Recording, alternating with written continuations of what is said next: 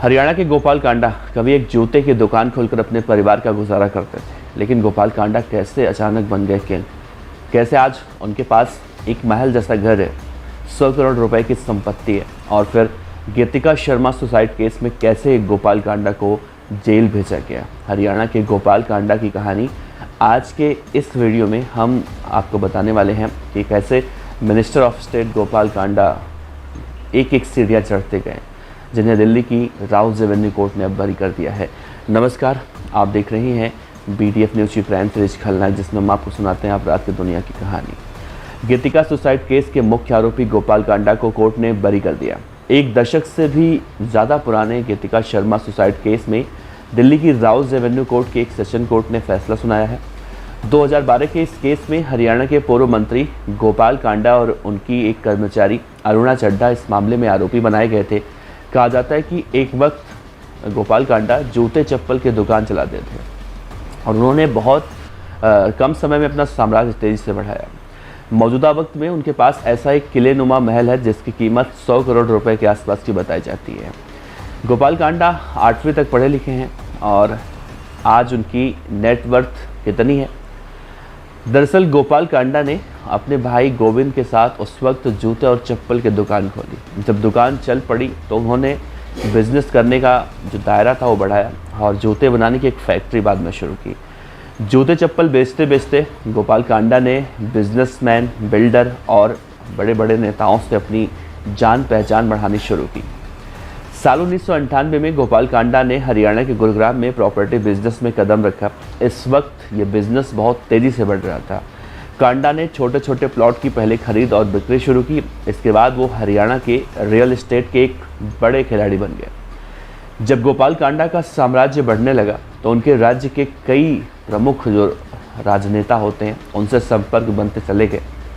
कांडा के ऊपर गैंगस्टर के साथ संपर्क होने का भी आरोप लगा। साल 2007 में केंद्र सरकार ने राज्य सरकार से कांडा की गतिविधियों की जांच कराने को कहा।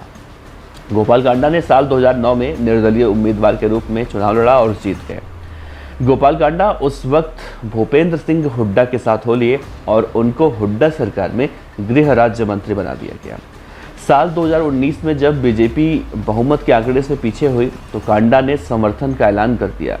गोपाल कांडा 40 से ज़्यादा कंपनियां बना चुके हैं और कांडा की ज़्यादातर कंपनियों में उम्र और तजुर्बे से कम लोगों को बड़े पैकेज पर बड़े ओहदे दिए गए। इनमें ज़्यादातर लड़कियां भी शामिल थीं। इन्हीं में से एक दिल्ली की लड़की थी गीतिका शर्मा। कांडा ने सिरसा में एक बाबा तराजी चैरिटेबल ट्रस्ट की स्थापना की, जिसके पास करीब 13 एकड़ का विशाल परिसर है। इसमें से 2.5 एकड़ में फैला स्कूल और उनका अपना एक महल है। इस ट्रस्ट के सालाना कार्यक्रम में फिल्म जगत के बड़े बड़े गायक और हीरो हीरोइन वहाँ पर चीफ गेस्ट के रूप में आते हैं। गोपाल कांडा ने साल 2014 में चुनाव आयोग के समक्ष अपनी संपत्ति का ब्यौरा दिया था। गोपाल कांडा के पास उस वक्त कुल चल अचल संपत्ति 70 करोड़ 52,75,1200 रुपये, जबकि अचल संपत्ति 14 करोड़ 93 लाख बताई थी। उन्होंने कहा था कि उनके पास 3,923 ग्राम सोना है, साथ ही 72 कैरेट डायमंड है, जिनकी कीमत 7,20,000 रुपये की है। उनकी पत्नी सरस्वती कांडा के पास करीब 10 करोड़ रुपए 85 लाख की संपत्ति है। वहीं 18 करोड़ 45 लाख रुपए की उनके पास भी अचल संपत्ति है। उनके पास 1,562 ग्राम सोना जबकि 250 कैरेट डायमंड है, जिनकी कीमत करीब 25 लाख रुपए बताई जाती है। अब सवाल है कि बहुचर्चित एयर होस्टेस गीतिका शर्मा सुसाइड मामले में गोपाल कांडा बरी कैसे हो गए, जबकि इससे पहले गोपाल कांडा इस मामले में 18 महीने जेल की सज़ा काट कर आए थे।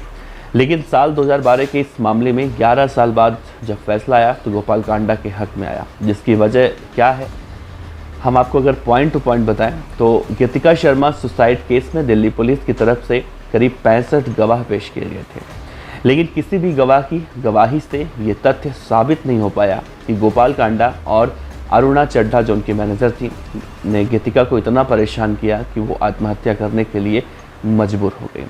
गोपाल कांडा पर गीतिका शर्मा से दुष्कर्म और कुकर्म के भी जो आरोप लगाए गए थे, लेकिन चार्जशीट में इन्हें पेश करने के लिए पुलिस के पास कोई सबूत ही नहीं मिले, जिसकी वजह से 25 जुलाई 2013 को दुष्कर्म और कुकर्म के आरोप जो लगे थे वो भी हटा दिए गए।